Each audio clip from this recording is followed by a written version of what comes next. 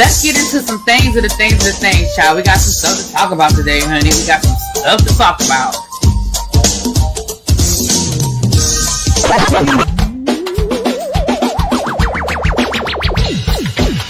Hit that like button if you are new here. Go ahead and hit that subscribe button. We have a great time over here. You meant what you said when you said it.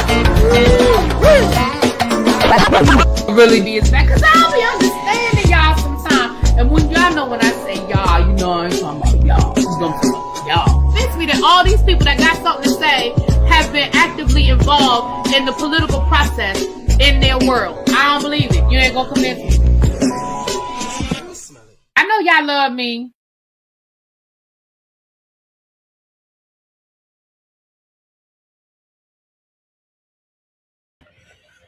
What's up, everybody? Happy Thursday. Happy Friday Eve. Baby, we are almost there. Baby, Friday can't get here fast enough for me. I am over it. I am so over it. Y'all, I need this break next week so bad. So I can carry myself over the finish line into this summer vacation, honey. Everything and everybody is getting on my nerves right now. But those of you that talk to me on the phone outside of YouTube, y'all know, baby, it's just everything and everybody. But we gonna make it. Lord willing, we gonna make it. Let me say, look at Mims. I ain't been here this early before. Oh, well, welcome. welcome. This is restaurant here called Carolina Kitchen. Is like a soul food restaurant. Whenever you come in, they say, welcome. That's how they greet you when you come in. What's up, DB? Hey, Benji. What's up, Nay? The Informed, lovely Nola. Mims. What's up, Queen Tracy? Carmen. What's going on? Hey, Miss Cookie Felicia. T Goody. Hey, boo. I saw you. Listen, I got your receipt, honey. I saw you threw a little something on that cruise, honey. I saw it. Hey, Brandon. What's going on? Hey, Makia. All right, that's it. That's all I see. Hey, Bama girl, if I missed you, charge it to my head, not my heart. I don't see nobody else. So let's get into it, honey. We're going to get into it. What's up, cuz? I ain't seen you in a minute. I need to call you, too. I need to call you about a fishing trip. I don't know if my mom called you or not. They want to take a fishing trip. We need to call you, see if you can get in touch with your people. I'll give you a call when I get off of here. I think June the 26th. I think so. I'll call you when I get off of here. Anyway, what's going on, you guys? So let's get into it. We don't have a lot to get into, but let's get into some mess. Let's go ahead and get into some mess, honey.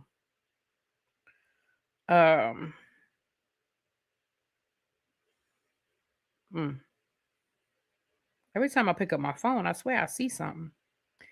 Oh, shoot. I knew what I meant to put in the title. Dang it.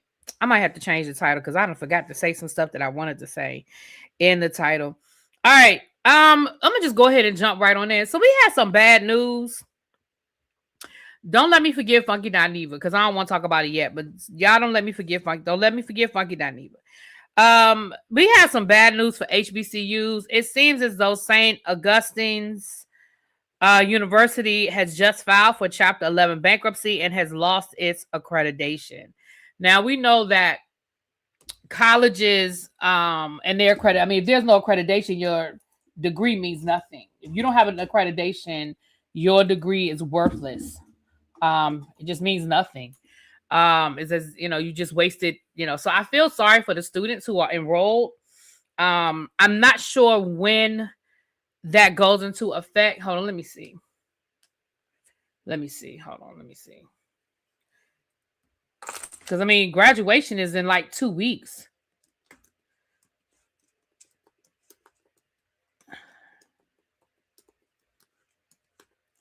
All right, let me see here.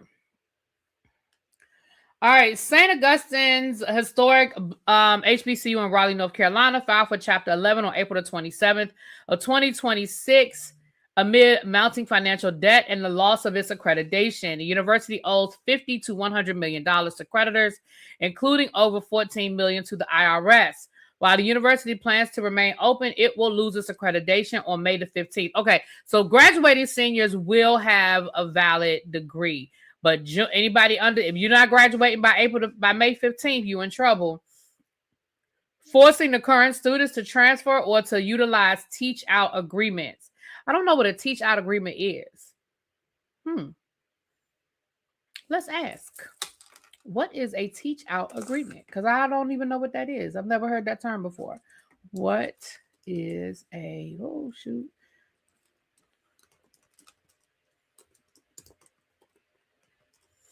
What is a teach-out agreement? Let's ask the Google machine.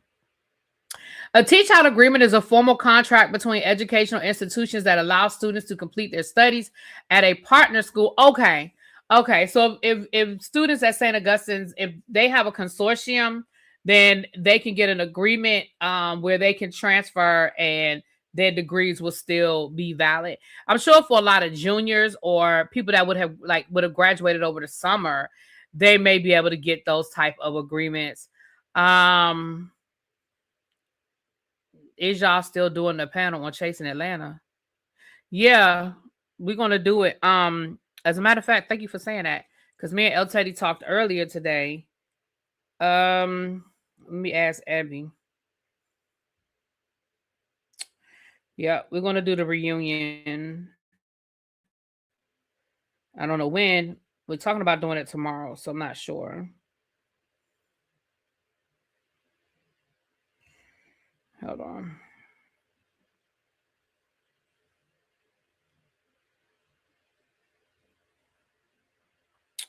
Thanks for saying that, because now that reminded me I had to send that text message to Abby.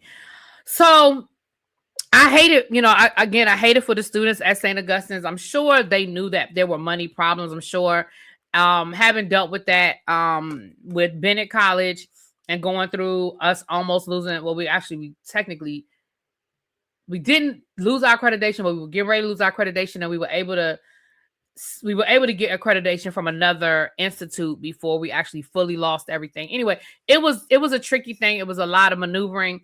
It was a scary time as an alumni, and I'm sure for the students who were already there, it was a scary time for them.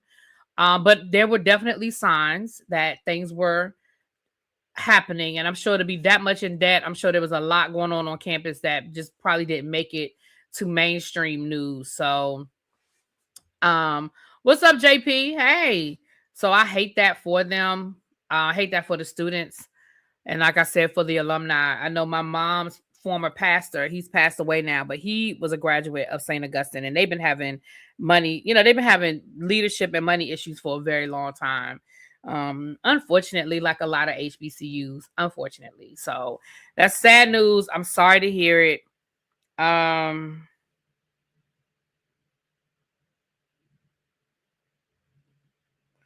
Oh, okay. I see your text. Okay, thank you. Got you. Okay, I saw your text. Cheney, the first HBCU, almost lost his accreditation while I was there. Yeah, I remember that too, Nay. I remember y'all were having issues as well. Yeah, it's unfortunate. It's definitely unfortunate, and I'm hoping that. Speaking of, let's get into South Carolina State then. Let's go ahead. Let's get into it.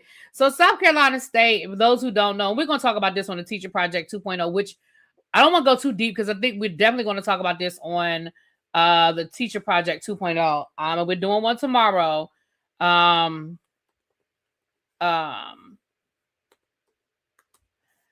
governor of South Carolina was actually invited, Pamela Everett, was actually invited to speak at graduation, and the students were like, hell to the nah, to the nah, nah, nah, to the nah, nah, nah of the nah.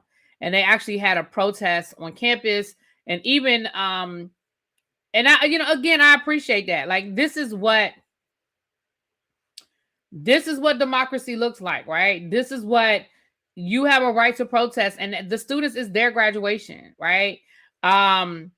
And as a result, the governor was disinvited. The president disinvited. Now, what I hate is that the governor decided to do a damn press conference and talk about how President Trump and this administration has done more for HBCUs than any other administration. Yeah.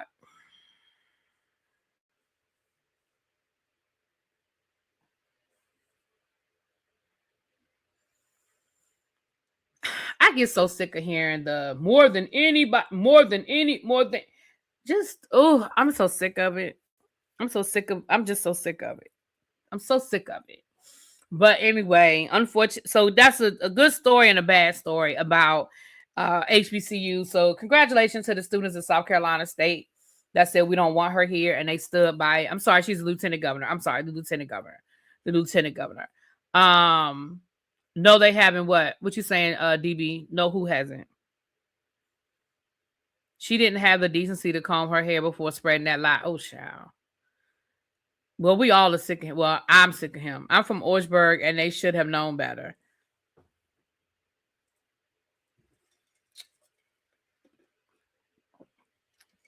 Well, you know. The Orange Man. Oh yeah, definitely. Him claiming he's done more. Right. Lies. Using lies as alibis. Yes, just lies. I can't stand his voice. I mute the TV, child. Now, I have a question. I came across this case, and I'm gonna bring it to y'all. And I'm gonna even do a poll. I'm gonna do a poll before I even start telling this story. I'm gonna do a poll because I want to know y'all's opinion. Okay, let's do this poll. The question is, who is to blame?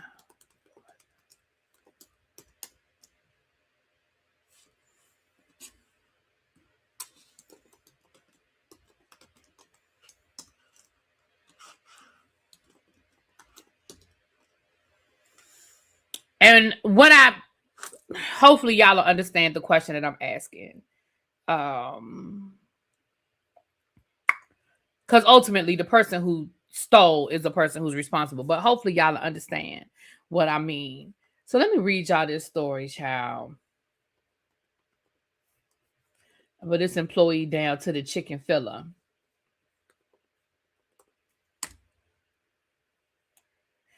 Let me read y'all this story. A Chick-fil-A worker busted for criminal activity in $80,000 mac and cheese fraud, the police say. Keyshawn Jones allegedly ordered the comfort food and then immediately refunded the money to his credit cards. A former Chick-fil-A worker in Texas is accused of trying to rake in the cheddar, baby. All of these puns are cracking me up. By ringing up $800 worth of orders, 800 orders of macaroni and cheese, and then refunding them to his personal credit cards.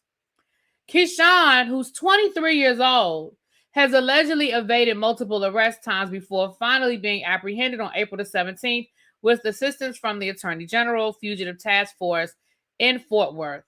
Jones has been charged with property theft, money laundering, and evading arrest. He is currently being held, blah, blah, blah. Detectives were alerted about the alleged theft on November the 29th by the owner of the franchise, who directed them to CCTV footage that showed a man using a cash register to order $80,000 of the comfort food, according to the Torrance County court records. The franchise owner identified the man as Jones and told police his direct deposit had been set up through Navy Federal Credit Union before he had been fired on October, the records show. This the question I have. Now, ultimately, we know who's to blame. I put up a poll and it says, who is to blame for the theft? Is it Chick-fil-A or is it the employee? Now, here's the thing. I know ultimately the person who stole is to blame. But my question is, How in the entire hell do you get away with ordering macaroni and cheese 800 times, returning it onto your personal credit card, and get to walk out the door? How long was this man? Like, did this happen over a week? Did this happen over 2 or 3 weeks? How do you? There was nothing in place. There was no alert system. There was nothing that would show. I mean, 800 orders of macaroni and cheese, and then it was all returned. I'm sorry, what? I read that article and I was like, I'm sorry, what?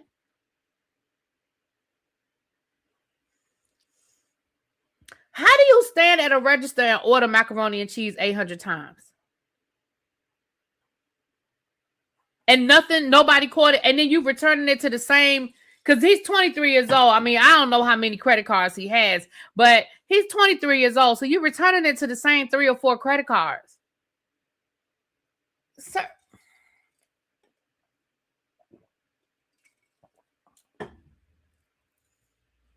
I read that and I was just confused. I said, how does this happen?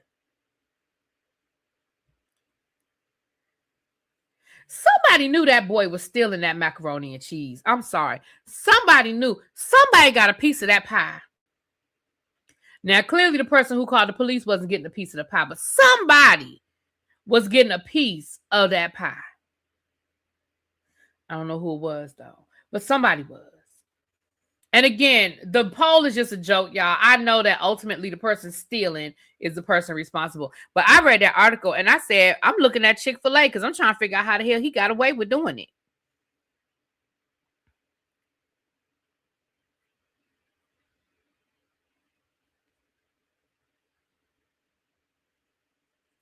I'm just trying to figure it out.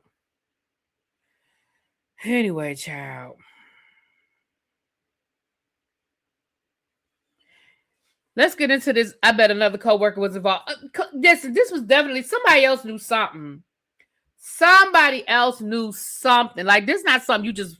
And who thought of that? And then you got greedy. 800 times. See, you got greedy, sir. You got greedy. 800 times? Absolutely not. Absolutely not. You deserve to go to jail. I mean, I know you're only 23, so hopefully you can plead it out and, pay some restitution and, you be okay. Now, here go another story that my opinion is probably going to be off the beaten path a little bit. My opinion is going to probably be a little bit off the beaten path, okay? But let me read y'all this lawsuit. And I was going to read this to y'all the other day, but child, we're going to stop the poll. The poll was just a joke. Don't nobody leave no comments don't nobody put nothing in my comment section talking about something really big. Oh my gosh. You're defending a thief. Girl, we playing. We playing over here. It's just jokes. It's just jokes.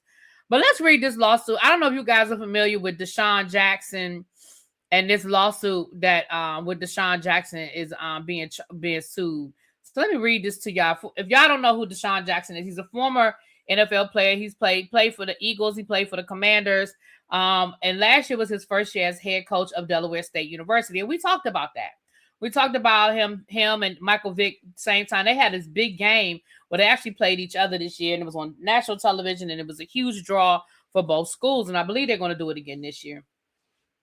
Well, a lawsuit was filed earlier this month. And I'm going to just read you guys the overview. I'm not going to read. I don't have the whole lawsuit. We're just going to read the overview. As of April the 26th, former NFL star and current Delaware State head coach Desean Jackson is named in a lawsuit regarding an alleged 2025 locker room assault. Former player Malachi Biggs alleges a violent culture led to him being choked unconscious by a teammate suffering serious injuries. Jackson has denied the allegations. So let me read you guys what's going on. The incident, the former Delaware State defensive back Malachi Biggs claims he was attacked by a teammate, Anthony Herbert, on November the 19th of 2025 in the locker room, resulting in unconsciousness and severe dental damage. The lawsuit alleges that his assistant coach Travis Clark and director of football operations Jane Hicks fostered a toxic tough guy culture that permeated violence, bullying, and the use of gang-related language. Now, I don't even know what you mean when you say gang-related language, but okay. The suit names Delaware State University, Desean Jackson, Travis Clark, Jane Hicks, and Anthony Herbert. Okay, so let's read the information from the lawsuit.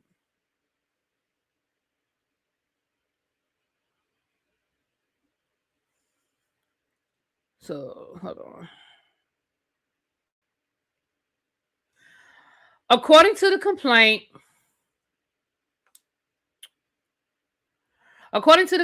Malachi alleges that he was attacked by ex-teammate in the team's locker room on November the 19th. Biggs claims the assault knocked out at least a dozen teeth and left him unconscious.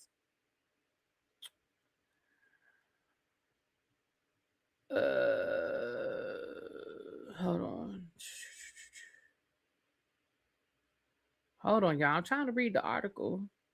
Well, why I can't find the article? Hold on. I have it in my phone. If I can't find it, I have it in my phone.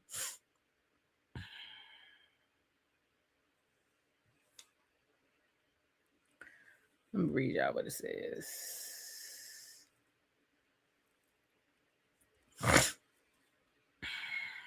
My bad, y'all. Never mind. Let me see.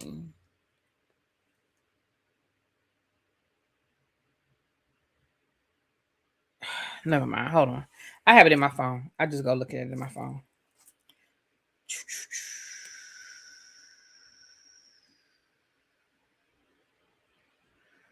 I thought I had it right here.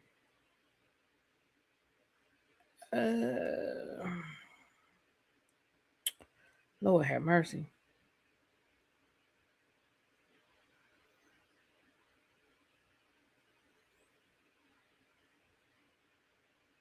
Did I delete it? Hold on, y'all. Because the reason why I want to read I want to read it what it says because I want y'all to hear. Because I'm gonna tell you what it sounds like to me, but I want to read it to y'all. I want y'all's opinion. Hold on, I got it in here somewhere. Here it is, right here. All right, I knew I had it in my phone. Sorry about that, y'all. I knew I had it in my phone. So let me read y'all what it says here. Okay, so it says that according to the lawsuit, Malachi says that he said that a teammate reportedly became aggressive over a social media post. So the person that he's suing, what I say his name was Andre, I don't know, became aggressive over a social media post, initially confronting another player before the situation escalated. Biggs claims that the teammate then turned on him, placing him in a chokehold that caused him to lose consciousness. The lawsuit alleges that he was dropped face first onto the ground, resulting in multiple jaw fractures, dental damage, and facial injuries that required surgery. The complaint goes beyond the alleged assault, accusing the program of failing to properly supervise players and allowing what Biggs described as a toxic locker room environment. He also claims the player accused of the attack was not disciplined and continued to participate in games shortly after the incident. As a result of his injuries, Biggs says that he has not returned to the university and is seeking damages for medical expenses, pain and suffering, and lost future earnings, putting a spotlight on accountability within college football programs. Now, for his part, Desean Jackson has released a statement, and this is what he said. He said, I take the safety, well-being, and development of every student athlete in the Delaware State University football program seriously. I have never fostered or encouraged hazing, bullying, or any violent environment, and that has never been the culture I have worked to build. Because this matter is the subject of pending litigation, I will not comment further. My focus has always been on creating a positive, respectful place for student athletes to train, compete, grow, and pursue their college dreams.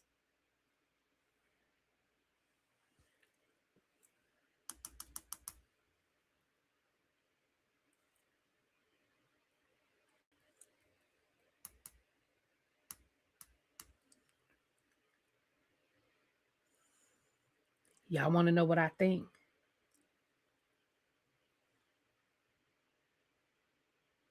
I'm going to tell you how this went down. Based on the way I read this, and y'all feel free to say, really be that some bullshit. Y'all have my permission. Y'all have my permission to say, really be, don't do that. That is some bullshit. You have my permission. But let me tell y'all what I think happened. This is what I think happened. What the other boy name? Hold on. Let me get his name right.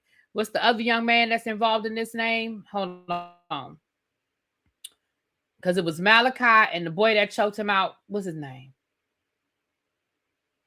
Oh, shoot. Where I put it? I don't know. I think his name was Andre. We're just going to make it up. We're just going to call him Andre. It don't even matter. Somebody posted something on social media about Andre that he didn't like. I don't know if they talked about his mama. I don't know if they said he can't play. He can't catch the ball.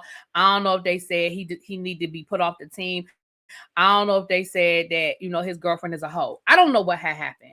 But somebody posted something down to the Instagram, the TikTok, the Twitter that pissed him off.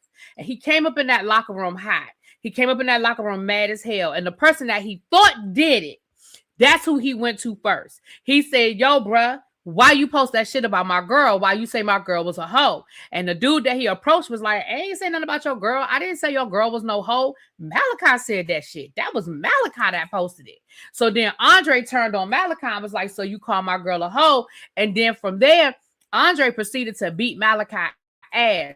And then when he probably was choking him. He probably had him like this. And the people was like, let him go. Nah, man, don't do that. It ain't worth it. Let him go. And then Andre dropped you, and he dropped you, and you fell on your face because you probably were unconscious. And then then Andre rolled out. And then ain't nobody say nothing because y'all know that's what y'all do. Y'all know that's what kids do. These are young adults / children that they're in college, but they're also young adults / children. You say that he wasn't disciplined. Probably ain't nobody even say nothing. You say that they didn't properly supervise. What coaches are just hanging out in the locker room in a college locker room? The coaches weren't even probably nowhere around, and nobody said nothing. Now, eventually, the coaches probably did find out what happened. Obviously, you left school, your face was fucked up. I'm sure somebody told them what happened. It must have been some blood on the floor. I'm sure they eventually found out what happened. But what it sounded to me is, it just sounded like it was a fight amongst men and you lost. That's what it sounded like to me. You said that he came in the locker room and he approached somebody about something on social media, and then he turned to you. He didn't turn to you for no reason. Everybody in the locker room, and he just decided to come for Malachi. Everybody else was in the locker room, and Malachi was the one that got his ass beat. Because Malachi put some shit on Instagram. Now, did it warrant what happened to Malachi? I don't know. Because I don't know what Malachi said. But it sounded like it was two men fighting and you just got your ass beat. I'm not saying that makes it okay that your teeth got knocked out, Malachi. I'm not saying it's okay that you have fractures. And I'm not saying that it's okay. But what I'm saying is that's what it sounds like.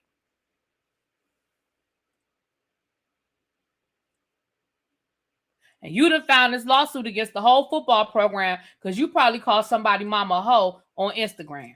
I'm just saying. That's what it sounded like happened to me.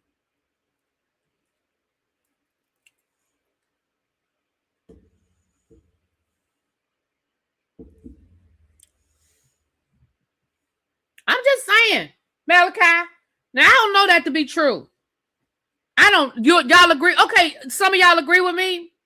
Some of y'all agree because I don't know that to be true. But when I read that article, and I read again, this is about a week old that I read this last week sometime. I just kept forgetting to talk about it. That's what I thought. I said, oh, this sounds like y'all was fighting over something somebody put over on the Instagram. See, y'all let that I keep telling y'all, social media in the school, the shit that we deal with that starts on social media and they bring it into the building. And I'm talking about high school students. I can only imagine college kids. The shit that starts on social media that they bring into the school that we got to deal with, baby. All kinds of stuff be going down on the DM. They say go down in the DMs. It be going down in the DMs. You hear me? Down in the DM. It goes down in the DMs. It goes down. Really be the defense attorney with a therapist flair. I agree. I can't just see something happening like that unless it was something leading up to the class. Yeah. Tracy said the bar is open. We have a hibiscus lemon drop highball, a toffee espresso martini. Okay, a blood orange Negroni. I've never even heard of that before. And for the non-drinkers, we have a plum and apricot spritz. The popcorn machine is on. Plum and apricot, that sounds like an interesting twist. Now, because I don't want necessarily the non-alcoholic version. Can you give me a little shot of something in that, something clear? And I don't even really do clear liquor that much, but go on and give me a shot. Give me that apricot lemon spritz. And can you throw me a little shot of something clear in there and slide that on down the bar? I appreciate you. Mm-hmm. So no one thought to break the fight up or not to let them fight in the gym. Folks normally break that stuff up. Well, it sounded like they were in the locker room, and it sounded like they did break it up. But I think when they broke it, I'm not even being funny right now. I think probably the boy probably had him, the way it sounds, he had the boy against the wall because he said he was choking him. So it sounded like he probably had him up against the wall, and they probably pulled the guy off of him. And when they pulled the guy off of him, they may or may not realize that he was unconscious to the point where he couldn't catch himself. Y'all understand what I'm saying? And I'm not even being funny. I'm really not being funny. He probably, again, when they let him go, he fell on his face. I'm gonna tell y'all something. And anybody that has ever broken up, you know what? Yeah, throw some honey jack in there. Yeah, Tracy. Yeah, that add a little to it. That'll put a little to it. But let me tell y'all something. When you are breaking up a fight, it is hard sometimes to navigate all of the moving parts.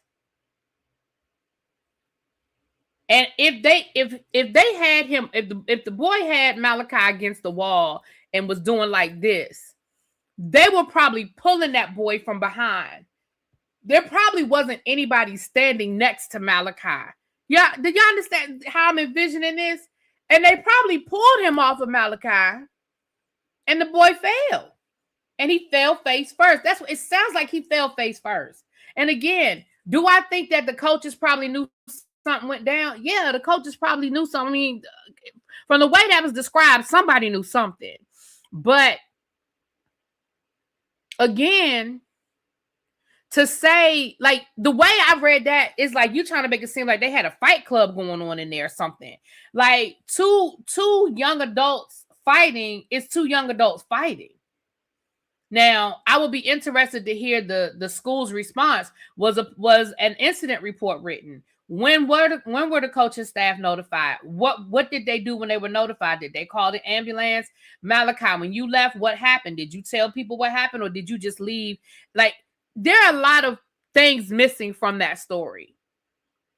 You know, there's a lot of information missing from that story. You know, driving home from Amazon in Chester, Virginia. All right, be safe on them roads, Marcus. Hey, boo.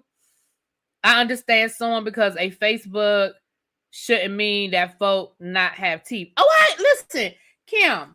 Here's my issue. I don't even have an issue. Let me rewind. I don't have an issue. So let me rewind that. But here's my question.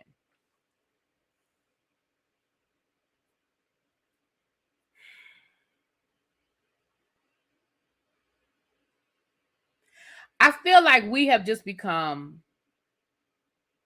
Let me say this. Let me reserve, because I don't know what I believe what I think happened, right? I don't know what actually happened. I mean, we know what Malachi said. But based on what Malachi said,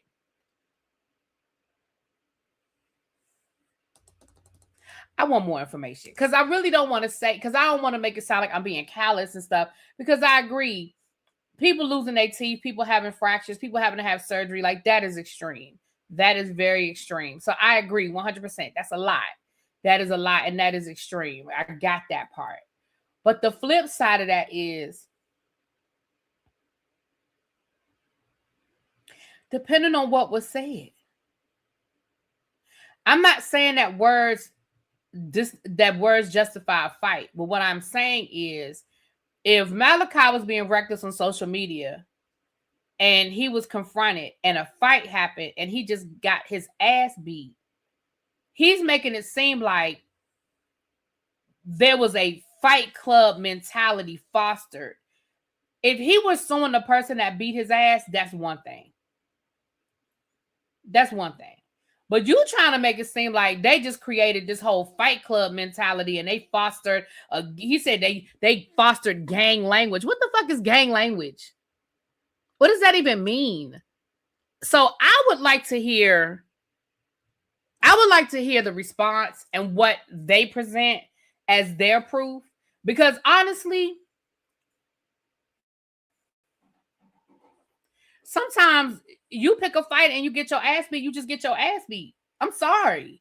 And I know that's probably a fucked up thing to say. People be like, damn, that's messed up. Okay, well, that's messed up. But if you was down on social media saying reckless shit and that man confronted you when you got your ass beat, you got your ass beat.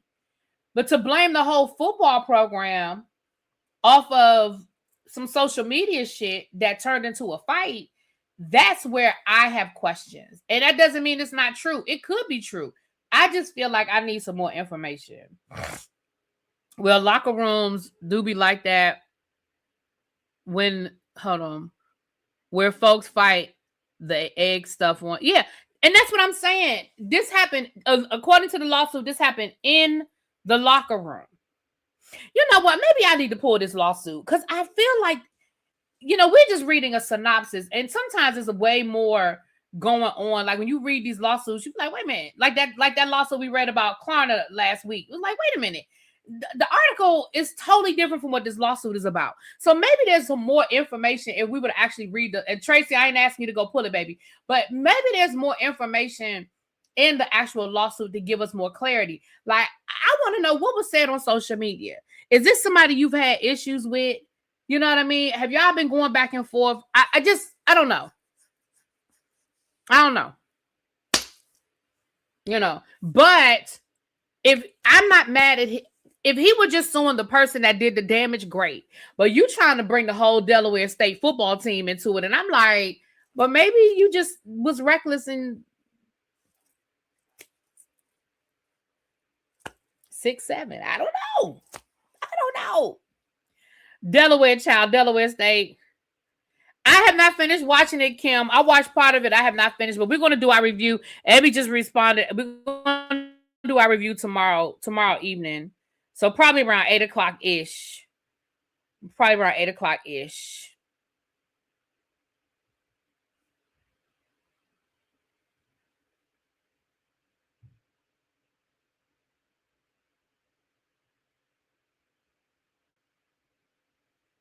Yeah. Who is calling me? All right. So anyway, the kids done got, yeah. And you know what? You don't realize how many times you say 6-7 until you do not realize how many times you say 6-7, child.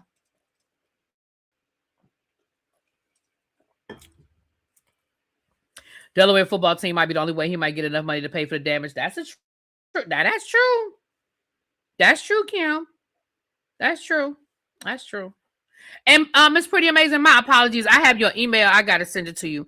I drafted it. I just wanted to edit some stuff. So I'll send that to you today when I get off of here. My bad. What up, Tawanda Boo?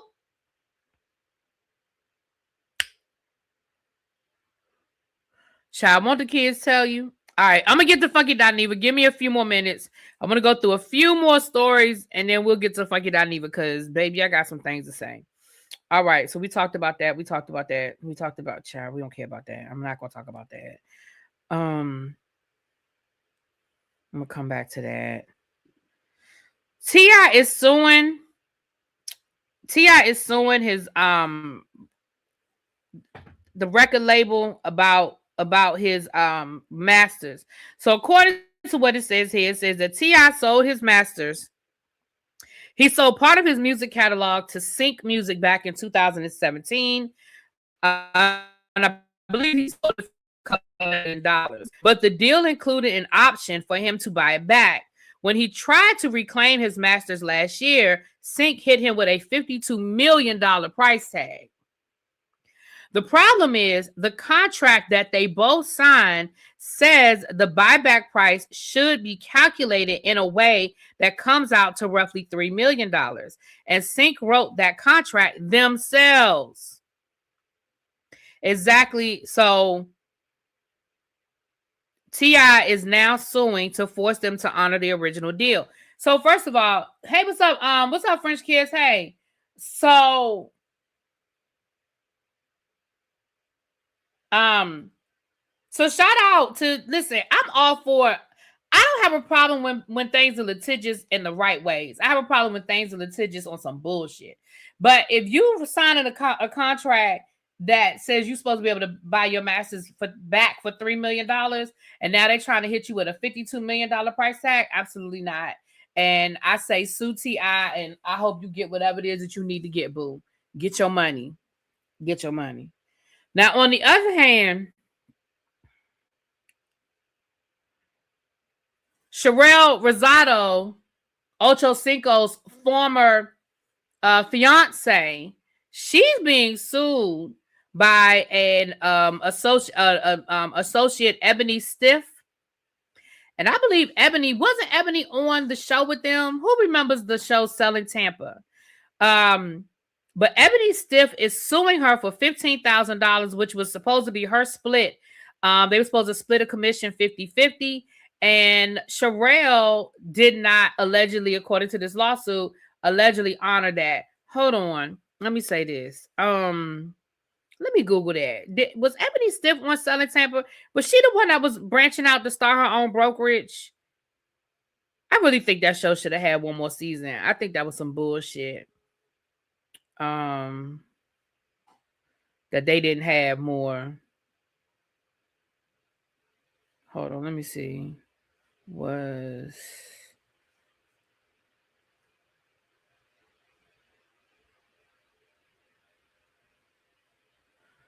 Selling Tampa.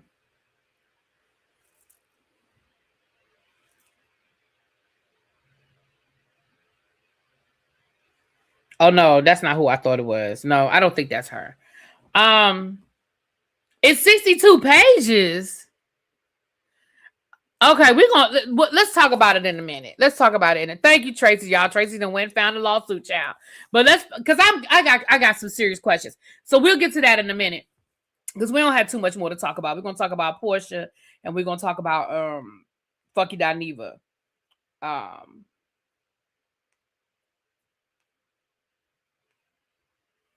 Tupac Shakur's estate is suing Keefe D over the wrongful death lawsuit. Y'all know Keefe D is currently awaiting trial for unaliving Tupac.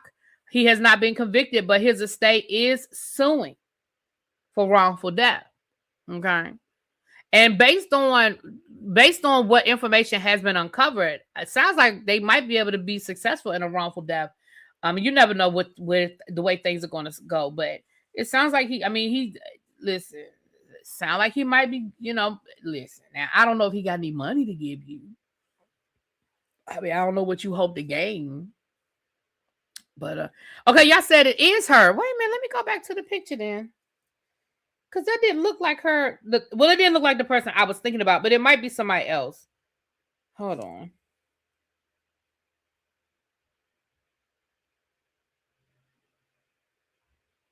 She got a podcast called Never Hold Your Peace. Yeah. She's a broker. Well, she's suing, honey. She said that Evelyn, Lord. She said Sherelle owe her $15,000. Sherelle, you don't pay that lady that money and go on about your way. And I know, to me, $15,000, I'm not saying it like $15,000 ain't a lot of money because I don't have it, but you do. Sherelle, you got it. Go get that lady that money and go on about your way.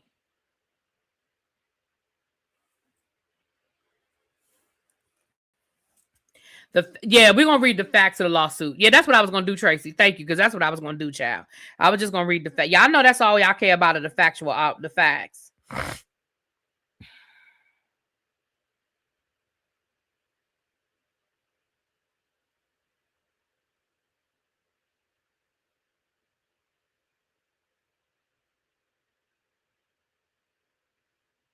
Okay.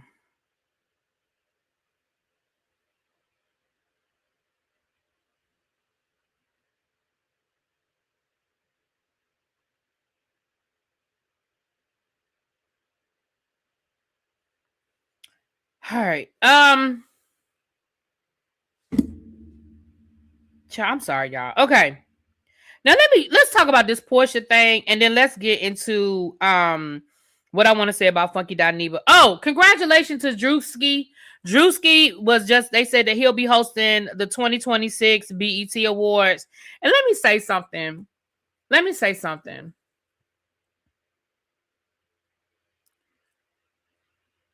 Y'all already know what Druski brings. Y'all know who he is, and y'all know what that man brings with his comedy.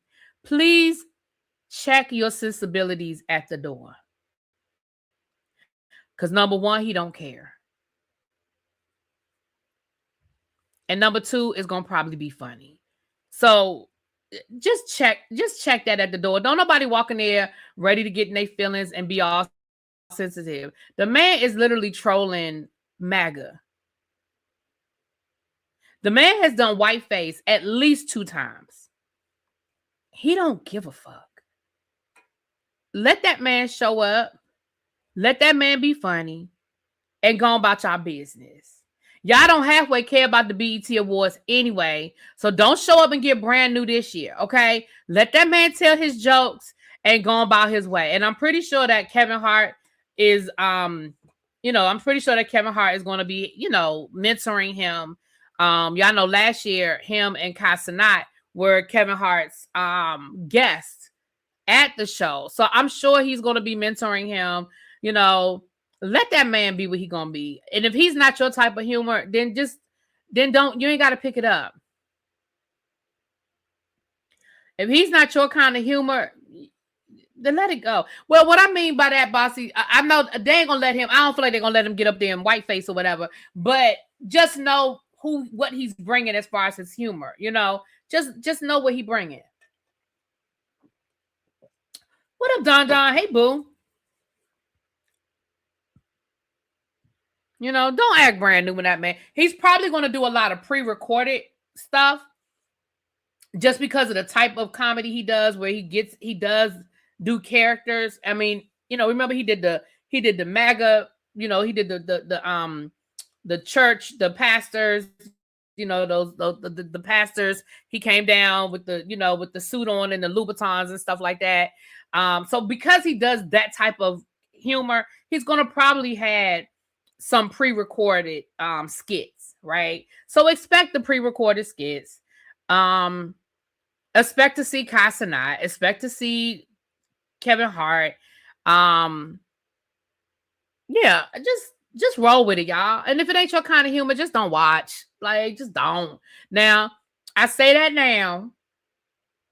So y'all just remind me. Go on to put Tracy, go on to put the timestamp and go on and write it down. Just remind me if I watch it and I start complaining, just say, really, you told us. You said if it ain't your kind of humor, don't pick it up. Y'all are allowed to remind me that I'm telling y'all this. Okay? Y'all are allowed to remind me. Okay? All right. He won't be there. He's too busy working on Vivette. Well, I don't even know what Vivette is. That's his clothing line, right? He got time if he wants time. If he wants time, he got time. Right. And they know what they hired. Like, what's up? Thank you for being over on Twitch. Thank you, Quake. Child. I mean, not everything is funny, so I can't promise y'all I won't say nothing. I understand, Kim. I understand. Uh-huh. What up, Chuck? Hey, boo. Hold on a second, y'all.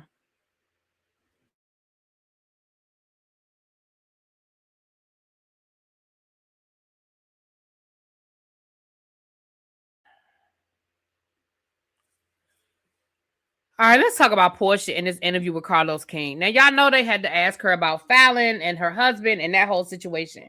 And Carlos asked her something along the lines of, does he feel like she owes Faylnn an apology? Like, in light of what she knows now and all of that, does she feel like she owes Faylnn an apology? And her response was basically like, listen, I knew a lot of things. I chose not to speak on it. It wasn't what the perception was. I understood I was going to get beat up. You know, I understood I was going to get crucified for it. But at the end of the day, they were separated, and you know, people who separated date, and you know, it's not a big deal. I'm paraphrasing. So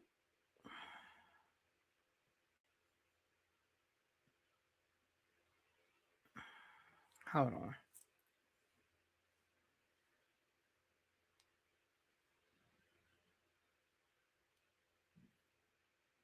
Let me try to find a clip so y'all can hear it without me paraphrasing the clip, child.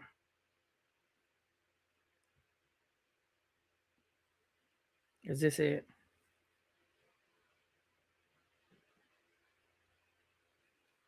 Child, that ain't it. Where's the clip? Hold on.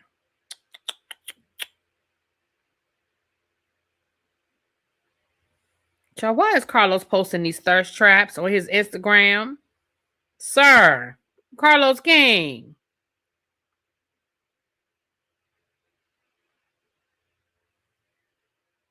Y'all, why is Carlos posting these thirst traps? Okay, Carlos. Okay, I see you. Okay, I see you. All right, Carlos. Okay. Okay.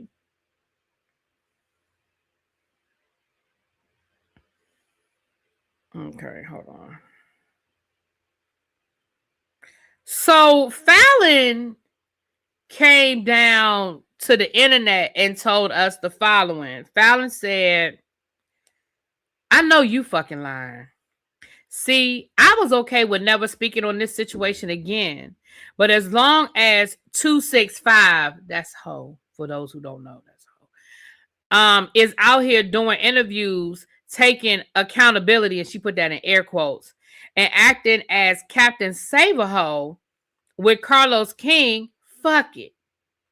Time to blow the dust off these receipts so that everyone can take real accountability and this shit can finally die.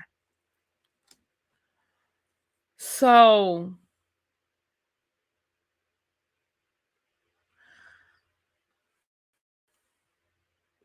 let me say something.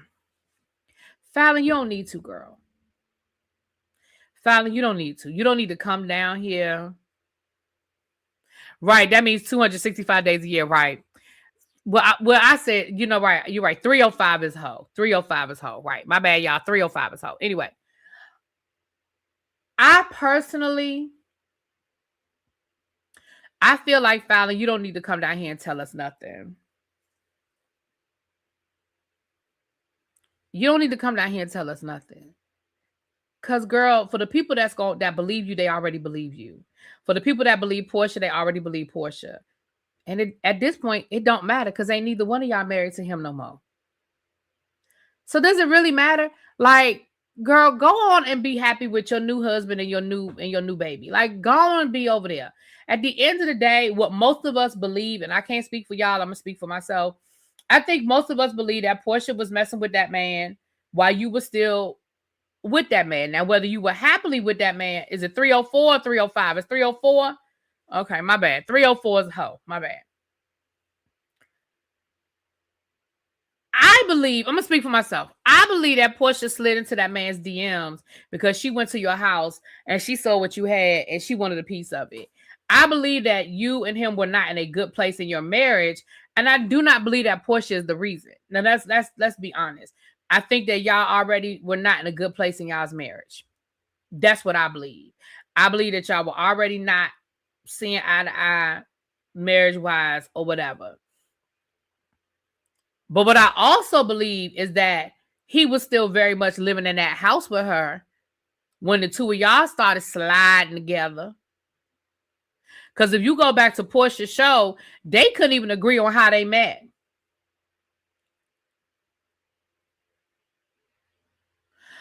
Good question, Tracy. So she said, really be, I have a serious question. You have Black Girl Vitamins as a tagged product that links back to Walmart. Should I use that or the Black Girl Vitamin link and code? So let me say this. If you have never used my link for Black Girl Vitamins, or you still have an email address that you can use and get your discount using my link, that's the preferred way. However, if you've already used my link, you know, you can only use it one time per email address. So if you've already used my link, then yeah, then order through that link. That's tagged. So yeah. Porsha was laying low and spreading it wide. So that's what I believe.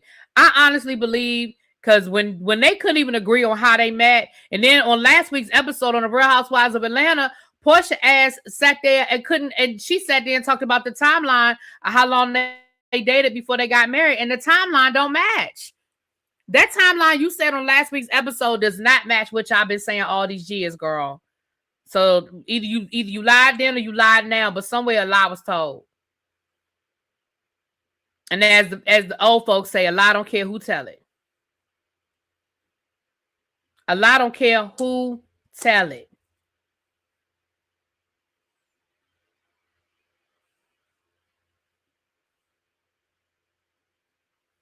It does. It works for men too. Sure does. The collagen. It sure does. Uh-oh. Wait a minute. Hold on, y'all. I was trying to put the link. That's the link right there. Really, if you go to, but hold on. I'm going to put the link in. Hold on. I copied the wrong thing.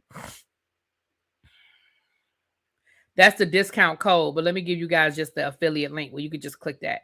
So if you've never used my affiliate link, there's the affiliate link right there.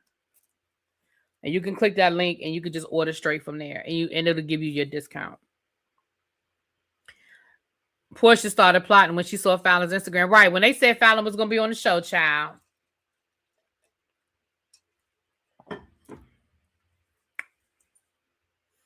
Using lies as alibis.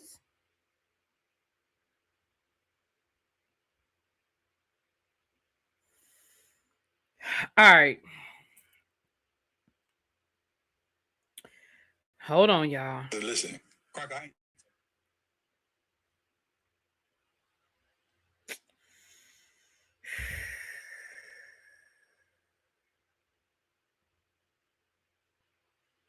Hold on, y'all. Give me a quick second.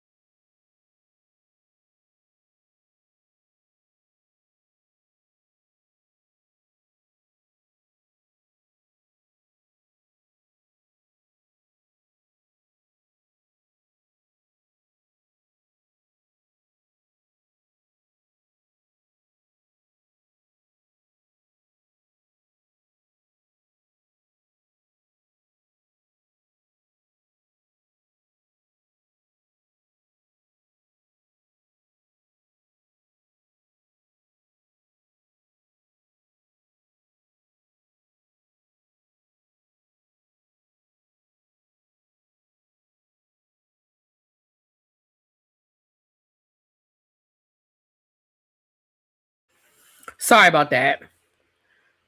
So let me say this about Funky Diva. And I was going to play the clip, but that's why I don't even want to play the clip. Funky Diva did commentary on Meg Thee Stallion. For those who don't know, Meg Thee Stallion has ended her Broadway run early, right? I think her last day was supposed to be May the 10th. Her last day is going to be tomorrow. Obviously, they'll be refunding anybody who bought tickets, so forth and so on. So Funky Diva did commentary the other night on his show where he spoke on his opinion about Meg Thee Stallion and this decision about her ending her Broadway run early. Now, matter of fact, maybe I'll let y'all hear it because I just feel like, and I know y'all like, really be, why you keep talking about Funky Diva if you don't really like Funky Diva? I don't know, because the clips keep coming across my timeline. And he got an opinion, so fuck it, I got one too. Hold on, y'all. Quick second, hold on.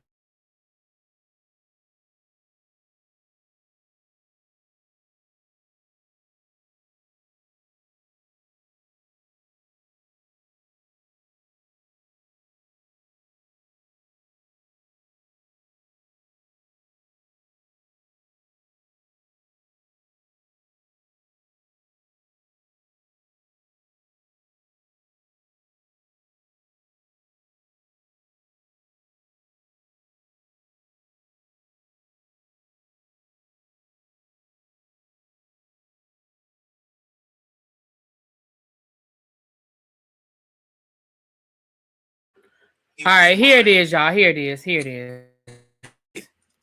No. And see, here is the thing. Here is why it is very important for younger artists to have a relationship with the old school girls. Here is why it is important for younger artists to have watch TV Ones Unsung. I, in no way, shape, or form, am trying to minimize whatever trauma or emotional distress Meg Thee Stallion is going through. But Patti LaBelle and Aretha would never. Mickey Howard would never. Shaka Khan would never. Queen Latifah would never. Very important words Shirley Murdoch said to me when I was in Candy's play that changed my perspective when it comes to an audience forever. It's not even about stopping her money. She got plenty of money. She don't need that Moulin Rouge money. More importantly, what it's about, you don't know what them people had to do in order to save money, to buy a ticket, to come see you on the May 15th show. You don't know what they had to do, Meg. You don't know what sacrifices they had to make. You don't know what they had to go without. You don't know what they had to put up with at their job to get a ticket, take time away from their family, board a flight to come to New York, to come see. You don't know. No. You owe the audience everything. You show up to work, baby. You show up to work. You show up to work. You show up to work. I'm sorry, you are not the first woman, nor will you be the last to get cheated on in publicly. I'm done. That's all I got. But let me say something. And yes, I like Meg Thee Stallion, so my opinion may be a little biased. I'll give y'all that, and that's fine. Y'all can say, really, B, that's biased. You right. You right. Okay, maybe. But let me say something.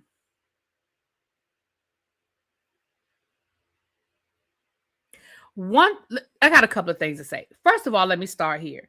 What we will never know is what shows people have missed as a result of anything going on in their personal life. You know why we won't know with the old school? Because we didn't have 24-hour social media and people didn't put their business on social media the way we put our business on social media today. So number one, you don't know what Mickey Howard would have done. You don't know what Shaka Khan would have done. We don't know what Queen Latifah would have done. We do not know. We don't fucking know. You know why we don't know? Because most back then, old school, they put their business out there on the street. And I hate to be disrespectful, but I promise you, I'm pretty certain that when Queen Latifah's brother died, I bet you she missed some work.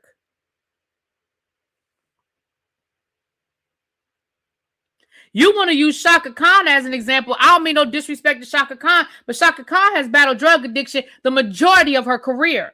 So was she getting high to be able to go on stage when she probably should have been sitting her ass down in rehab somewhere? Hello? Hello?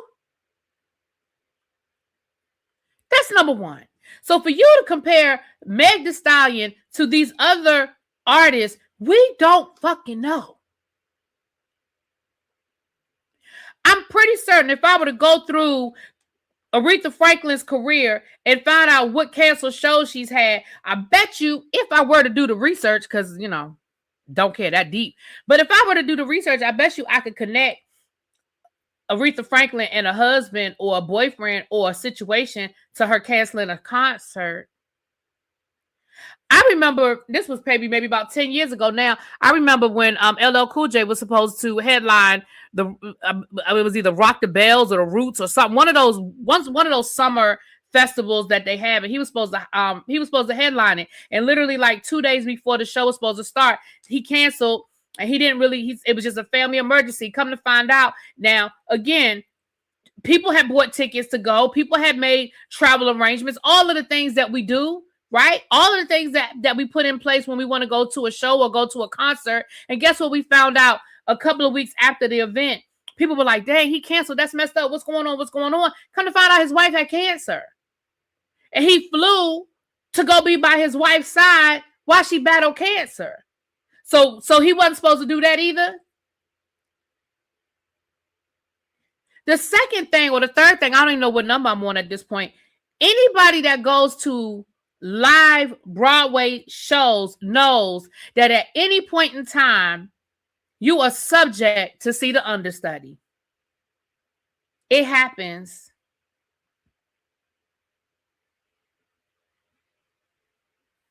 Why is it different? Tell me why it's different. Tell me why it's different. Because here's the reality of the situation. When I say we, they, because I'm not making no assumption, but Funky Dineva and other people who have that opinion are making an assumption. And the assumption that we are all making is that Meg Thee Stallion is leaving this show early because of a man. That's the assumption that we're all making.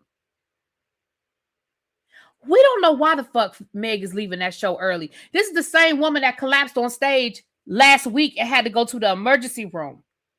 It's the same woman that collapsed on stage and had to be rushed mid-show to the emergency room. We honestly don't know why she's leaving the show early. We're assuming it's because of her breakup. We also don't know when she found out that this man was cheating on her. You're assuming we found out when she told us. You're assuming they broke up when she told us. We don't know when the fuck it happened.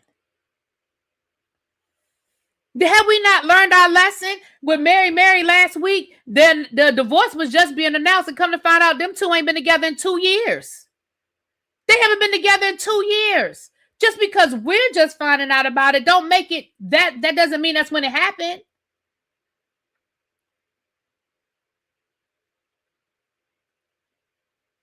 I get the point he's trying to. Here's the thing about Funky Dineva. There are times when I agree with Funky Dineva, right?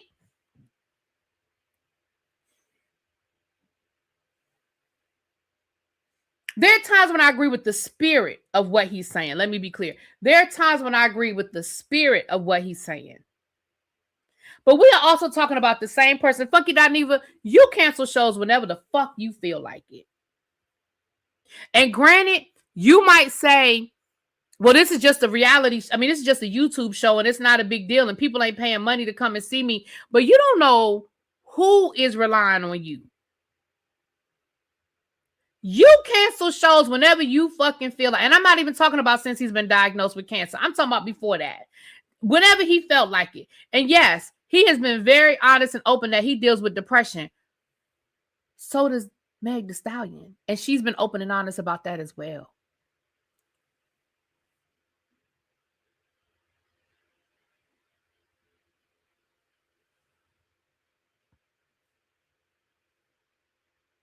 We don't know, but we're all talking about it, and even said he isn't talking about death or major medical emergencies, cancer. Yes, it's the assumption of the breakup. Right. It's just the assumption. So I hear what you're saying, but what I'm saying is we don't know. All we know is that she canceled the shows. And I understand the assumption. I got it. I understand the assumption, but it pisses me off because every single one of us is 200 of y'all in this room right now. Please hit the like button if you haven't already. But every single one of us have called out of work over some bullshit. Ain't nobody in this chat, and I refuse to believe it. Everybody in this chat have called out of work over some bullshit. Got into a fight with our husband, got into a fight with our wife, got into a fight with our mother, got into a fight with our aunt, got into a fight with our roommate, got into a fight with somebody at work the day before and didn't want to go back to work. And I understand somebody going to say, well, this is different. That's not one day. She's ending the show 2 weeks early. I got it. She's ending the show 2 weeks early. Got it. I understand the point. The points are valid, but I just feel like we keep beating up on this girl. And I remember Fantasia went through this. Remember Fantasia started with The Color Purple. She got overwhelmed with The Color Purple. She had other things going on. She wasn't trained. She wasn't ready. Maybe Meg is realizing I'm really not ready for this. This is a lot. Everybody think they can do a Broadway show. It ain't for the weak. A Broadway show ain't for the weak, y'all. And it's not the same as going on stage every night and performing to a crowd every night. It's not the same. And maybe it's a combination of all of the above.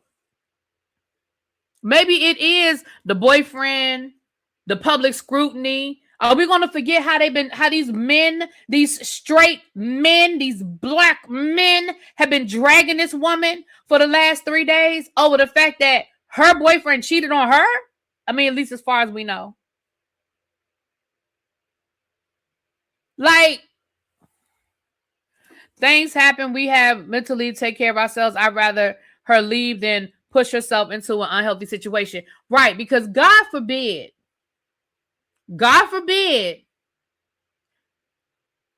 she tries to do something to herself because she pushed herself and she didn't want to disappoint the fans and she wanted to disappoint and she didn't want to lose the paycheck and God forbid she hurts herself. Then what's everybody going to say? She should have took some time off.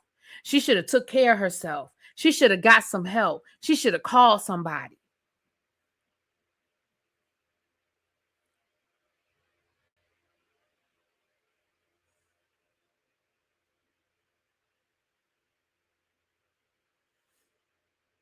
This is no different from regular people taking FMLA, right? Kudos to Candy because she was going through it on Broadway, and she was. And I give Candy credit for. I give Candy all the credit in the world for sticking through it.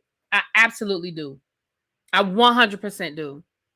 And there are people who go out on that stage every night, no matter what they're going through, and they push through.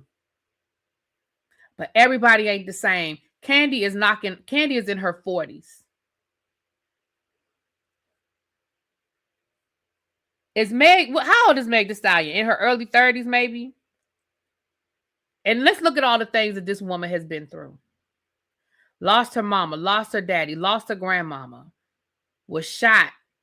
The whole world turned against, when I say the whole world, y'all know what I mean. The whole world turned against her, blamed her. People still blaming her. People still saying she lying. She lost her best friend who, somebody questioned how much of a friend was Kelsey. Now, did Meg make mistakes? Of course Meg make mistakes. Meg was sleeping with a man that her friend was sleeping with. She wasn't, yeah, absolutely, sure. Yeah, sure. Yeah.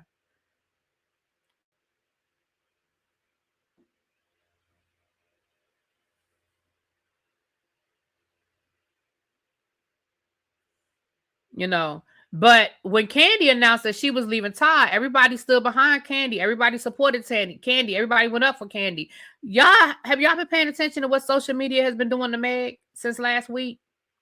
And Stephen A. Smith, who y'all know I don't give a fuck about Stephen A. Smith, he even had the nerve to say, well, she shouldn't have came down here and told it. Why she don't get to tell her story? I may not necessarily agree with people using social media as their therapy session, but hell, people do it all the time. So why she can't tell her story? Why she can't? And again, we're assuming that when she chose to tell us is when she found out.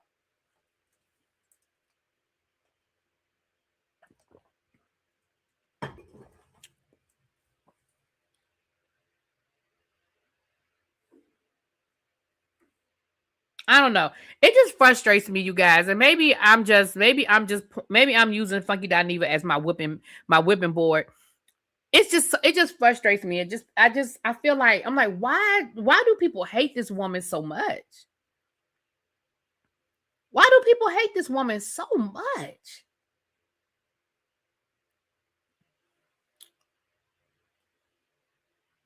Because I would be willing to bet.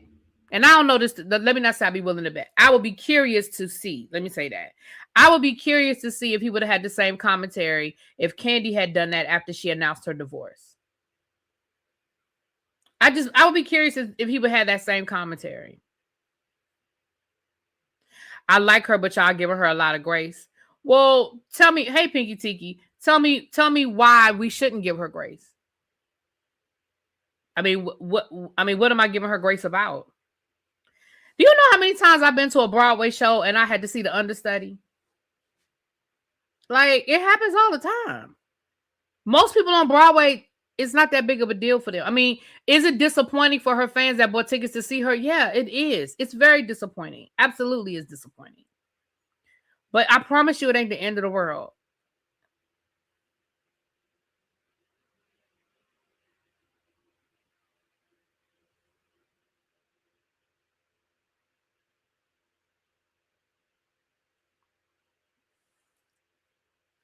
Taylor Swift break up with a man and she make a whole album talking shit about him. And I don't never remember nobody having no issue with that. And when I say nobody, I'm not talking about the people who are not Taylor Swift fans. I'm just saying we go up for Taylor Swift writing a whole album talking about her ex-boyfriend. Every time she have a breakup, she just she make an album. And she talks shit. And people go up for it.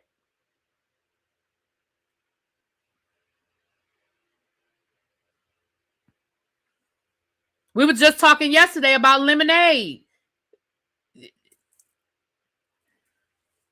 Lemonade was Beyonce telling us about her business with Jay-Z. And yeah, y'all schooled me that it was some other stuff mixed in, that, you know, women empowerment and stuff. But she told us about the man cheating on her. I don't remember nobody having an issue with that. Kim Kardashian, hello.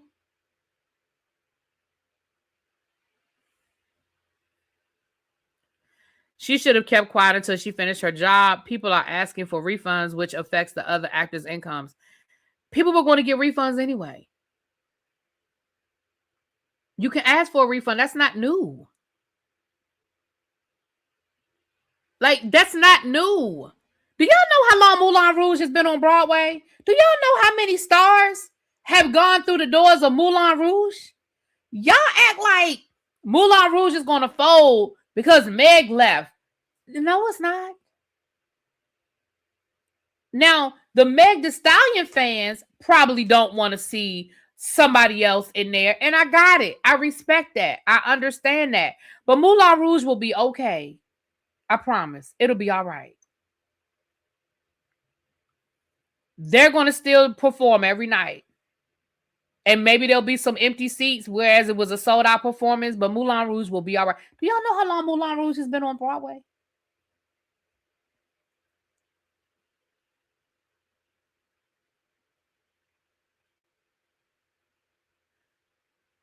And for the people who want refunds, they will get refunds. Unless you went through some shiesty ass way of getting your ticket, you can get a refund. Ain't nobody gonna stop y'all from getting a refund. And you can cancel your hotel room. And if you got an air flight, you can cancel your flight as long as you got insurance. As long as y'all got insurance on them flights, you can get all of that and get all your money back.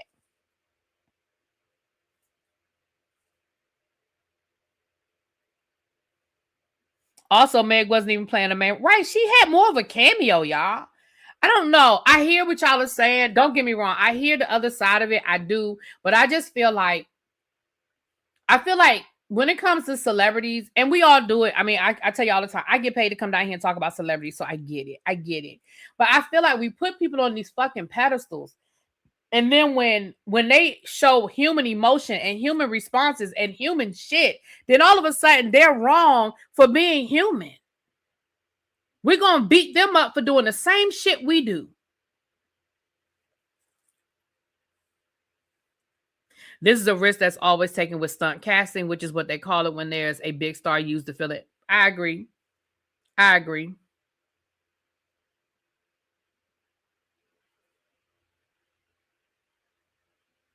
You know, and so I understand people being disappointed, and I even understand why people would connect Meg to the breakup, to her quitting. And that, listen, I don't know. That may absolutely be the reason why. Maybe she just wants to sit in her bed and cry. Maybe she wants to go home, leave New York, go to her house, go to her bed, get under the covers, order a bunch of fucking ice cream and chips and cookies, and watch fucking movies on TV under her couch. I mean, under her covers. Maybe that's what she wants to do for a couple of days. Maybe that's what she wants to do.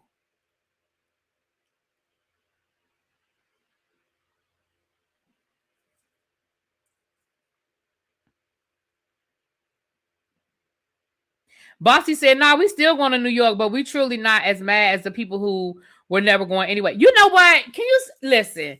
I think that's going to be my exclamation point on this conversation. Say it again for the people in the back. Bossy said, "No, we had tickets. Me and my people had tickets, and we're going to get a refund." She said this earlier. I'm not adding to it. She said this earlier in the conversation. And we're going to get a refund. And no, we still going to New York. And we were disappointed, but she said, but we are not as mad as the people who were never going anyway. Because those are usually the loudest people, the people that are loudest. The people that are loudest are the people that probably was never even fucking going.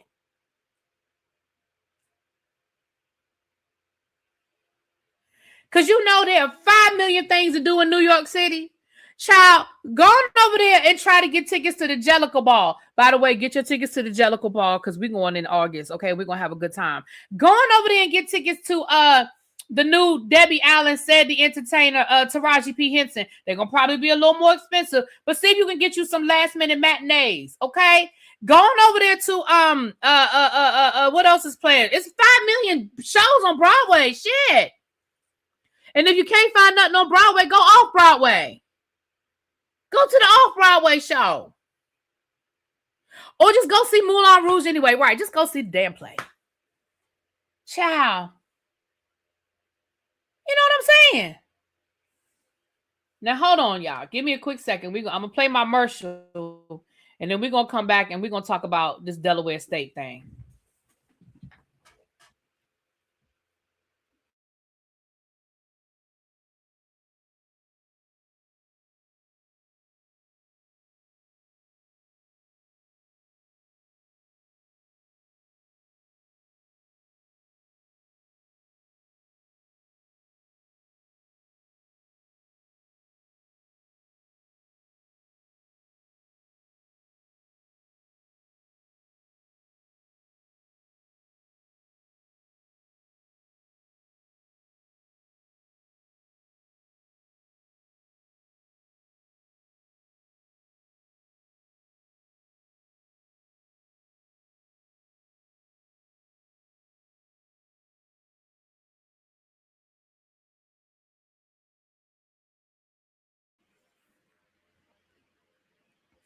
All right. Anyway, that's my 2 cents on that, child. That's my 2 cents on that. All right. Let's go to the subway. Child.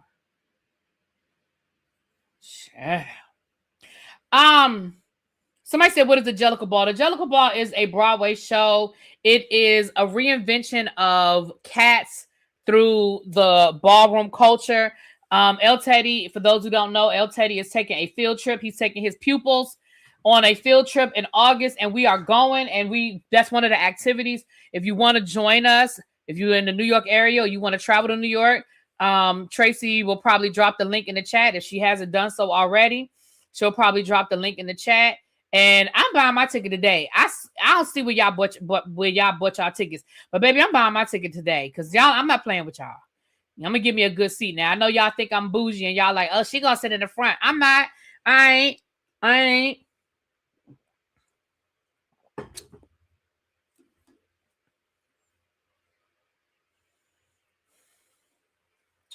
50 Cent getting sued for harassment and retaliation. About what? All right, now let's read through this. What time is it? Okay. We're going to read. For those who weren't here earlier, Desean Jackson, former NFL player who is now currently the coach of Delaware State. Him and Delaware State, the football team, and everybody being sued. And we had some more questions. So Tracy, y'all know Tracy, the showrunner extraordinaire that she is. Tracy done went and found this damn lawsuit. Now the lawsuit is 62 pages. We're not reading 62 pages of a lawsuit. We are going to read the facts and see if we can glean, any further details as we go through. Tracy says she waiting for her sister. Cheryl got to get her hotel. If y'all don't go and get that hotel locked in, are you and Tawana going to share a room? I told you the hotel where I'm staying. Didn't I give y'all that information? The hotel where I'm staying, Cheryl. And we're gonna be in DC on July the Tracy's coming on 17th. July the 18th, we're gonna be in DC. We have an event here in DC. I see a few more people have purchased some tickets, so get your tickets. Get your tickets. We are doing we're doing a show with Deirdre Cummings, the writer of right here, How to Dream. The name of the show that we're going to be doing is called Dare to Dream, where she is going to be talking to us about, as you can see, and everybody's going to get a signed autographed copy of this book right here. You're coming on May. Oh, you're coming on May the 17th. Okay.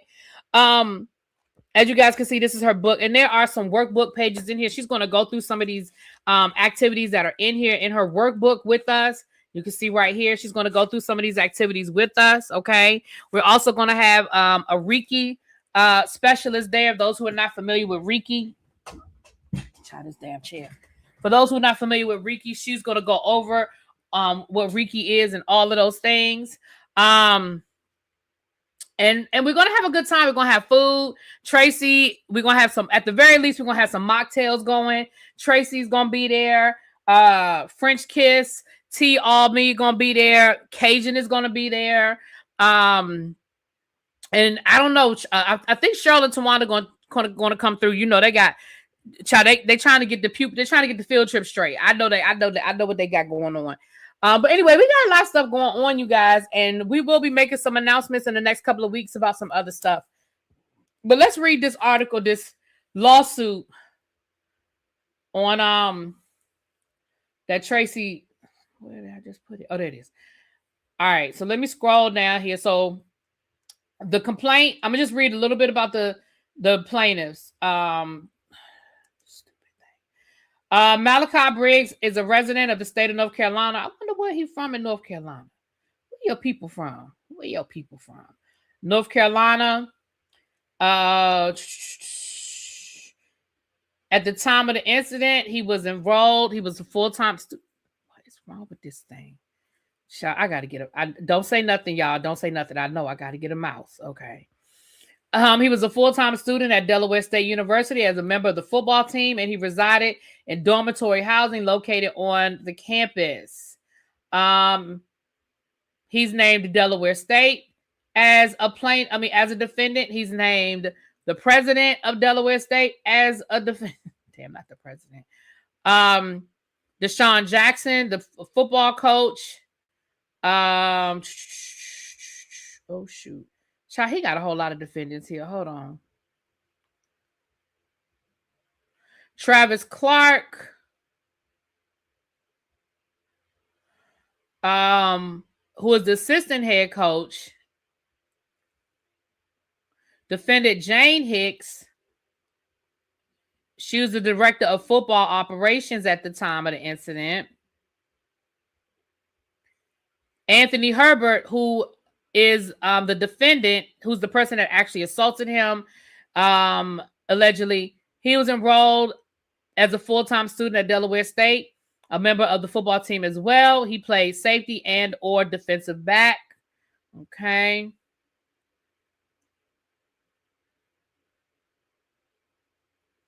And he's now on the coaching staff of Delaware State. Now, that's interesting. He's graduated. But he could have. When did the boy graduate? I mean, this just happened back in November.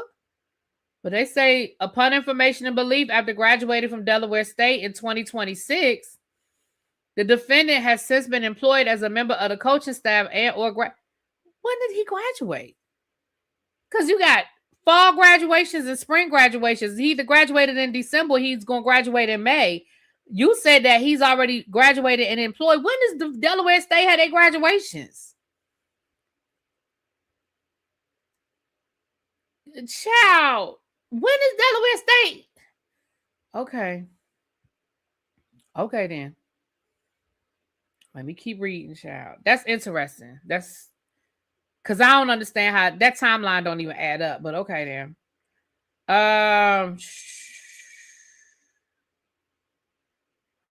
Okay. Let's just read the statement of facts. Hold on.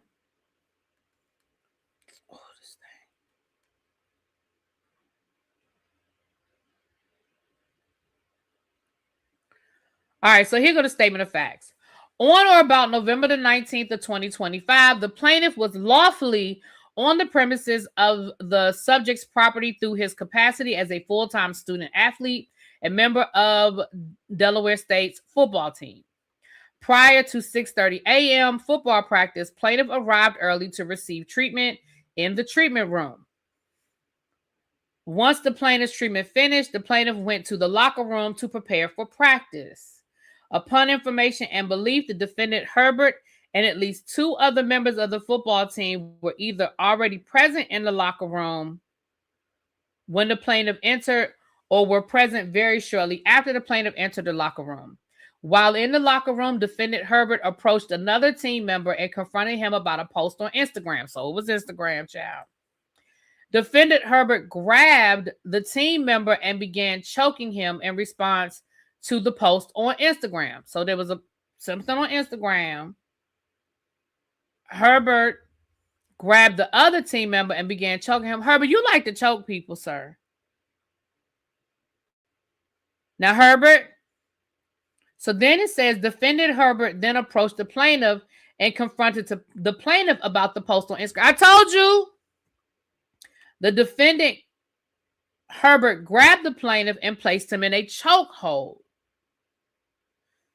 Specifically, upon information and belief, defendant Herbert was angry that the plaintiff and the other player that he assaulted referred to him in the post on Instagram as Buddy. Now, Herbert, I was kind of defending you, sir, but that's what you was mad about? That they was calling you Buddy? On Instagram? Now, again, this is Malachi's version of the story. I don't know. He said that Herbert was angry that the plaintiff and the other player he assaulted had referred to him in the post on Instagram as Buddy. Defendant Herbert told the plaintiff, tap out. And he would stop choking him. So he had him in a chokehold. He was telling him tap out. He was telling him to tap out. Defendant Herbert proceeded to ignore the plaintiff's numerous attempts to tap out or free himself, eventually rendering the plaintiff unconscious and dropping him to the ground, head or face first. I told y'all that's what happened. This is exactly what I thought had happened. As a result of falling to the ground in an unconscious state, the plaintiff suffered severe and permanent injuries to his head, face, mouth, tongue, and teeth, including but not limited to multiple fractures to his jaw, a deep laceration to his chin requiring surgery, and an irreparable damage to at least a dozen teeth, requiring extraction, root canals, and additional invasive dental treatments. After the plaintiff regained consciousness, he immediately went to the training room across the street from the locker room to seek help. Ain't nobody called for help. They just let you lay there.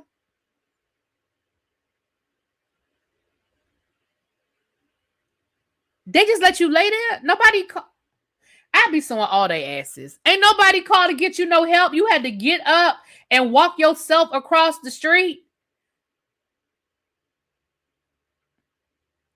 He said after he regained consciousness, he went to the training room across the street.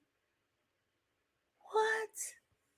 The football team's trainer assisted the plaintiff and called an ambulance. Okay, so somebody finally called a fucking ambulance.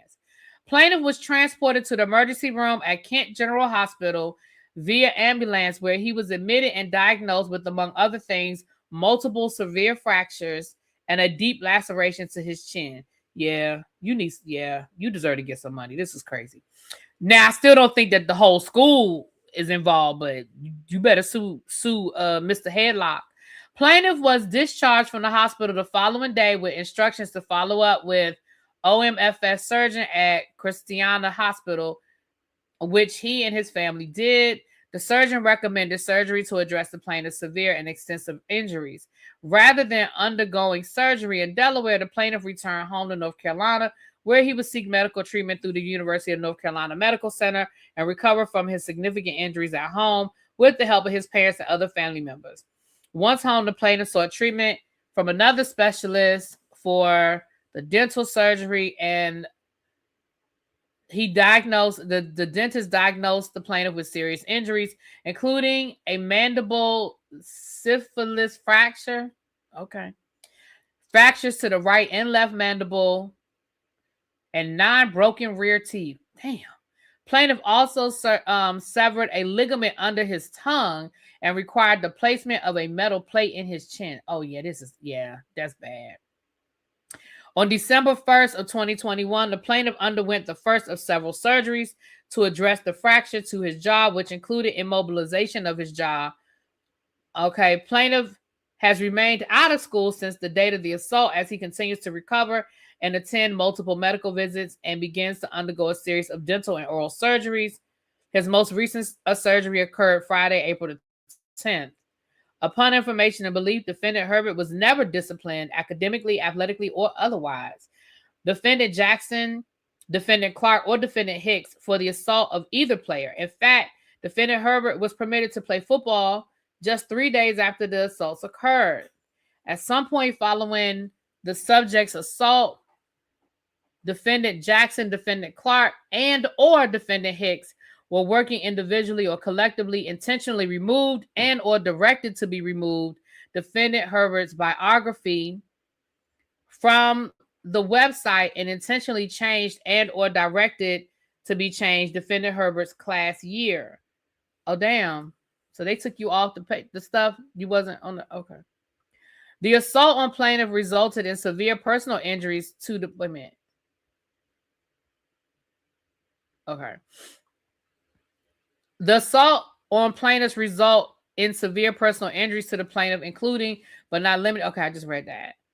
Defendant Herbert sent a text message to plaintiff acknowledging he assaulted the plaintiff later in the day in which it had occurred after a team meeting during which coaching staff, including defendant Jackson, defendant Clark, addressed the assault that had occurred that morning. Upon information and belief after graduating from Delaware State, defendant Herbert has since been employed as a member of the coaching staff and or graduate assistant for the defendant's football team. I still don't understand that timeline, but it ain't my business. Now, this is what I'm going to say.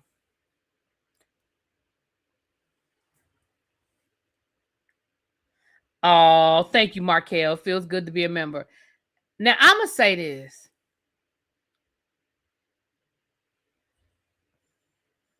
I still feel like blaming the whole school is an overreach. However, I can understand why you would say all of them were a part of it after the fact. See, here's where, and again, I don't know, but I'm going to amend my earlier statement.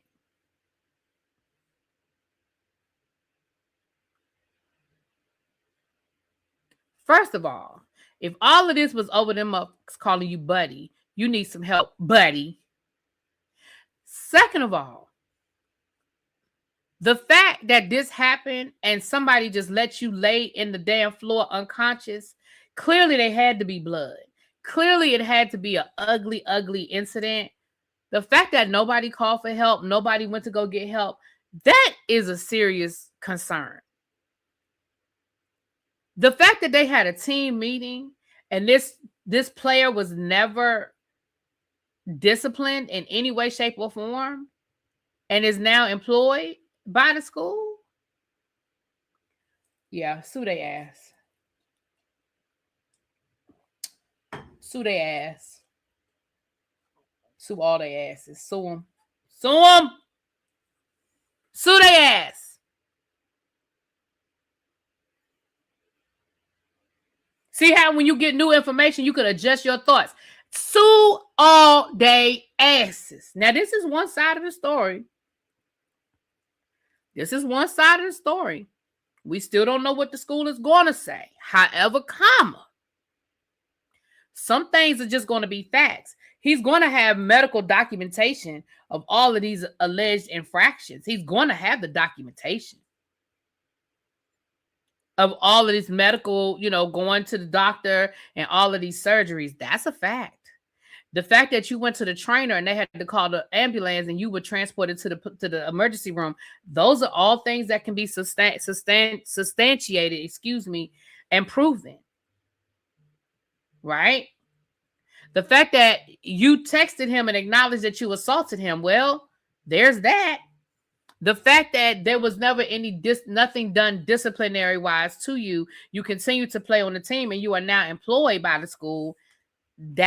Listen, how much he's suing for? Hold on, let me see how much he's suing for.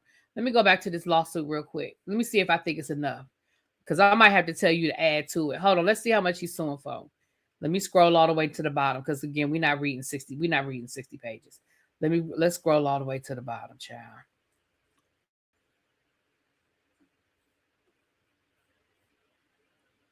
All right, child. What is he saying for 62? Okay. He just explaining. Yeah, he about to get y'all. Y'all better settle with this man. Y'all better settle. Let's see what he's suing for, though. Child, hold on. We trying to get to the bottom of this. You might not be suing for enough.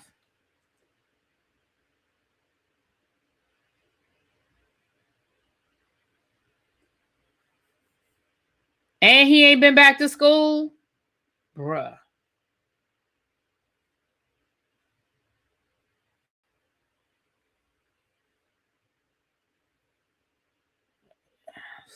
Okay, let's scroll up. Hold on. I went too far down. Hold on. Went too far. Okay. What you asking for? What you asking for?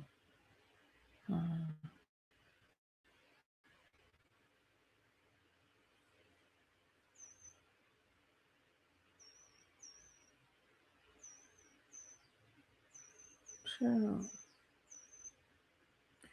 Hold on, y'all. I'm not reading the chat. If y'all got it in the chat, give me a second.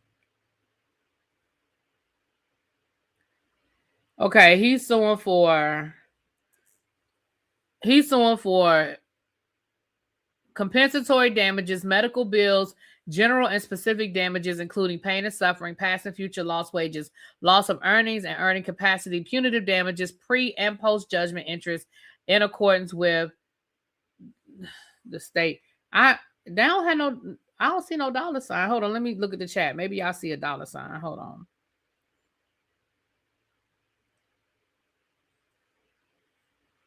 I don't know.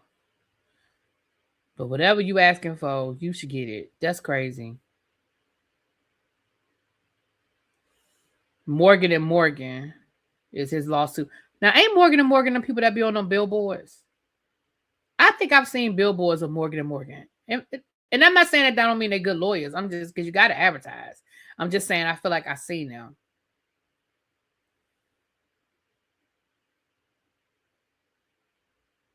I'm sure he sold for a couple of $1 million, child. I don't see the actual amount right here. I'm sure it's in here somewhere. They got to put it. Well, I'm gonna say they have to. I feel like they got to put a dollar amount though. But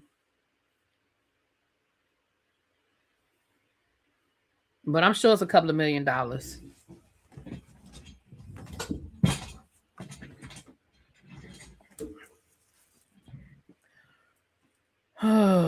What up, Danny? Hey, boo.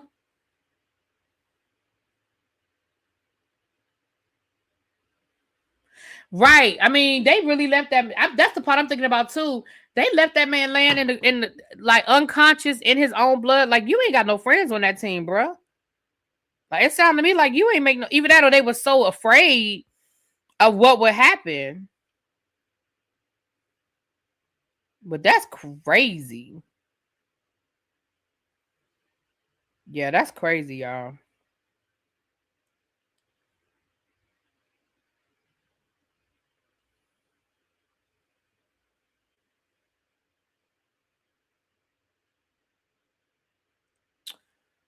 With that being said, y'all, listen. If you haven't done so already, please hit that like button. Subscribe to the channel. Make sure you are still subscribed to the channel. Make sure your notifications are on, because, baby, listen, life be lifing over here, okay? And YouTube be playing them kind of games. They don't send out the notifications, all of the things, okay? So make sure y'all are doing all of the things. Y'all know we're on the road to 20K. We were doing really well. We picked up like 100 subscribers, and then we just kind of got stagnant again. So y'all know what that means. We got to get back on our grind. And when I say we, I mean me, you know. Get on the ship. We got 2 cruises. Okay? We have the Tri-Bowl 2.0 in February of 2027, and then we're going to Alaska in August of 2027. Get on one of these cruises. If you want more information, hit me up. Look at my boo. Mwah. Hey, Chasing Reality. What's up? I ain't gonna say what I think. Never mind. Chasing Reality. Whoever that is, I think I know who it is, but whoever it is, I want to go to California for the reunion. You coming to Alaska? Well, get on the ship. Get on the ship. Get on the ship. But I want to come to California for the reunion, so let me know. Hit me up. Keep me posted. They need to be annual cruise events. What? The Tri-Bowl? They trying to make Tri-Bowl 2.0. So hit me up. If y'all are interested in going to Alaska or going on the Tri-Bowl, I can get you guys the information. No, because you don't come and see the Atlanta premiere. Don't do that. I could not. Listen, that was like literally the week before my cruise or something. Like, wasn't it right around my cruise? And it was in the middle of the week. Y'all forget, I don't live in Atlanta.